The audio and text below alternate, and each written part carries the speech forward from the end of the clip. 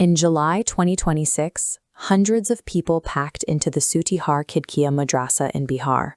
The crowd included advocates from the Patna High Court and national political secretaries, all gathered under the direction of Dr. Mahbub Alam. They had all traveled there to honor the 34th death anniversary of one man, Abdul Rahman Ansari, who passed away in 1992. In an era where history is easily paved over, what exactly did this man do to command such intense, enduring loyalty from top legal officials and local citizens alike, decades after his death? While national archives focus on the names of famous generals, the people here are celebrating a man who chose a different kind of importance. This is what happens when a story isn't just recorded in a book, but is kept alive by the people whose safety he fought to protect. The path to that 2026 gathering started nearly a century earlier, on November 1, 1928, in the rural village of Digwara in Saran.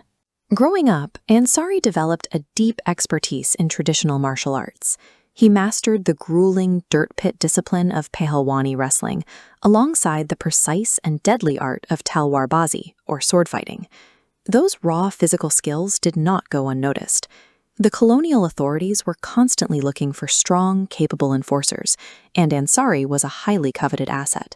He was officially inducted into the British military establishment, securing a prestigious appointment to the Sainik Board in the imperial hub of Lucknow. This role gave him undeniable status and security. Ansari was now a verified insider, protected and paid by the very empire that ruled over his people. But achieving a position of power within an oppressive system usually guarantees one thing. Eventually, you are forced to confront the contradictions of that system firsthand. Behind the prestige of his position, Ansari was forced to witness a dark daily reality. He watched British officers enact severe, routine prejudice against the Indian soldiers serving directly under them, and that abuse didn't stop at the barracks. He watched those same officers subject the general Indian public to inhumane and indecent treatment in the streets.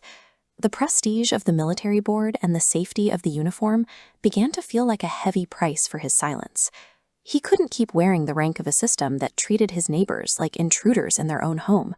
So he made his choice. Ansari formally abandoned his post, permanently walking away from a secure military livelihood to openly oppose the crown. He immediately pivoted into the underground freedom movement, relocating to Bengal to join the active on-the-ground resistance. In Bengal, his strategy evolved as he embedded himself into elevated revolutionary circles, eventually crossing paths with prominent political heavyweights like Jyoti Basu. The most dangerous threats to an empire are rarely outside agitators. They are the highly trained insiders that the system itself alienates through its own unchecked injustice. Ansari survived the fight for independence. He lived long enough to see the British leave and a free India emerge. Rather than chasing national political fame, he settled into a quiet post-revolution life, focusing his energy on raising his family of 3 sons and 2 daughters. He transitioned from a radical underground soldier to a respected local patriarch, eventually passing away on July 21, 1992. Which brings us directly back to that crowded madrasa in 2026. The event organizer directing the stage, Dr. Mahbub Alam, is actually Ansari's son, actively keeping the direct, living lineage of his father's story alive. The British officers who once commanded Lucknow have been forgotten by time, but decades later, a small town in Saran still gathers to speak the name of a man who chose them over the empire. The statues of the men who ruled India have long since weathered away, but Ansari's name remains anchored in the community he defended.